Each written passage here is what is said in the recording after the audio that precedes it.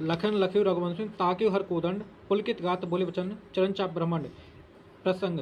इस दोहे में लक्ष्मण जी जब श्री राम धनुष को तोड़ने के लिए आगे बढ़ते हैं तो निम्नलिखित बातों को कहते हैं। प्रसंग। लखन लख्यु रघुवंशी, लक्ष्मण जी लख्यु में देखते हैं, रघुवंश में श्री राम को, लक्ष्मण जी श्री राम को देखते हैं। ताक्यु हर कोदंड, जो कि देख रहे हैं, हर कोदंड में शिव के धनुष को। पुलकित गात बोले वचन, और वो पुलकित होकर के इन वचनों को बोलते हैं। चरण चाप ब्रह्मांड, और चरणों को रखते हैं ब्रह्मांड पर, और ब्रह्मांड को अपने चरणों में दबा लेते हैं। दिशि कुंजरऊ कमठ अहिकोला धरु धरनी धरि धीर न डोला, और वो निम्नलिखित बातों को कहते हैं। दिशि कुंजरो दिग्गजो अर्थात हे महापुरुषो, कमठ में कछुआ यानी कि कच्छपो, अहि में सर्प अर्थात हे शेषनाग, कोला में बरहा।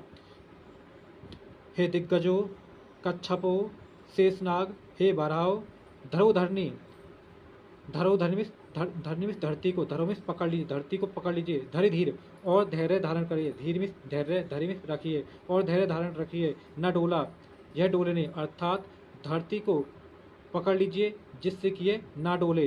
राम चाहे शंकर धन तोरा, बहु सजग सुन आयुष मेरा। राम चाहते हैं शंकर धन तोरा, शिव के धनुष को तोड़ना। राम शिव के धनुष को तोड़ना चाहते हैं। हो सजग सुन आयस मेरा, हो सजग हो जाइए, सुन आयस मेरा, और मेरे आदेश को सुनिए। आयस में आदेश। चाप समीप रामु जब आए, नर नारायण सुर सुकृत मनाए। चाप समीप, चाप में धनुष के समीप जब रामु जब आए, श्री राम जब आते हैं, शिव के धनुष के पास जब श्री राम आते हैं, नर नारायण, नर में पुरुष, नारायण में स्त्रियाँ, तो स्त्री और पुरुष सुर सुकृत मनाए, सुर में देवताओं को, सुकृत में अच्छे कार्य को, मनाए में याद करते हैं। तो स्त्री और पुरुष देवताओं को और अपने अच्छे कार्य को याद करते हैं।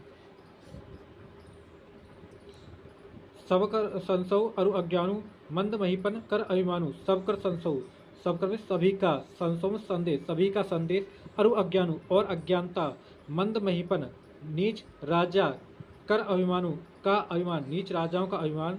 भृगुपति केरी गर्भ गरुआई, भृगुपति में परशुराम, केरी में की परशुराम जी की, गर्भ में गर्भ या अभिमान, गरुआई में कठोरता यानी कि परशुराम की जो अभिमान, जो अत्यधिक अभिमान था। सुर मुनिवरन, सुर में देवता, मुनि वरन में होता है श्रेष्ठ मुनि, वरन में होता है श्रेष्ठ, मुनि में मुनि, देवता और श्रेष्ठ मुनि।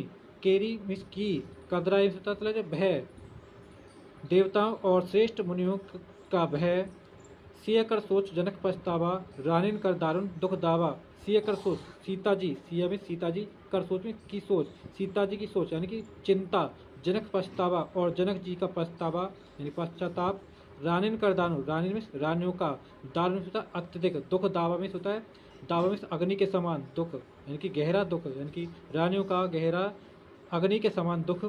शंभु चाप बड़ बोहित पाए, शंभु चाप में शिव के धनुष को, बड़ में बड़ा, बोहित में होता नाव, पाए में पाते हैं, शिव के धनुष को एक बड़ी नाव पाते हैं।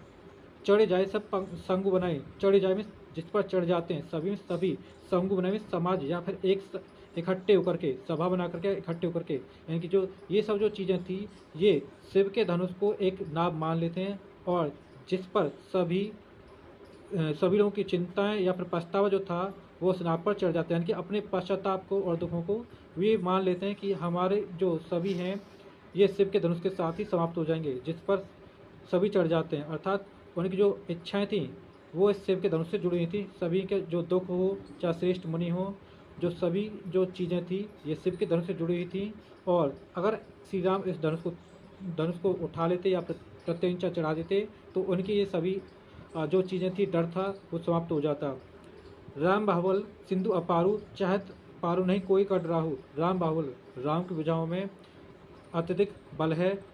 सिंधु अपारू, जो कि इस विशाल समुद्र को, सिंधु में समुद्र, अपारू में विशाल, जो कि विशाल समुद्र को पार करना चाहते हैं। चहत पारू में पार, चहत में चाहते हैं, पार करना चाहते हैं। नहीं को कड राहु, जिसके लिए नहीं में नहीं है, को में कोई भी, कडहारू में केवट, जिसके लिए कोई भी केवट नहीं है। केवट जो नाव चलाते उसको कहा जाता है। एक बार फिर से कर देता हूँ। लक्ष्मण जी जब देखते हैं कि श्री राम शिव के धनुष को देख रहे हैं तब वे काफ़ी पुलकित हो जाते हैं और इन वचनों को बोलते हैं। उस समय वो इस ब्रह्मांड को अपने पैरों से दबा लेते हैं। तब वो निम्नलिखित बातों कहते हैं, हे महापुरुषों, कच्छपो शेषनाग भरा धरती को कस के पकड़ लीजिए जिससे कि यह नहीं डोले और अपने हृदय में धैर्य धारण कर लीजिए। राम इस शिव के धनुष को तोड़ना चाहते हैं और सभी मेरे आदेश को सुनकर सजग हो जाइए। शिव के धनुष के पास जब श्री राम आते हैं तो स्त्रियां और पुरुष सभी देवताओं को और अपने अच्छे कर्मों को याद करते हैं।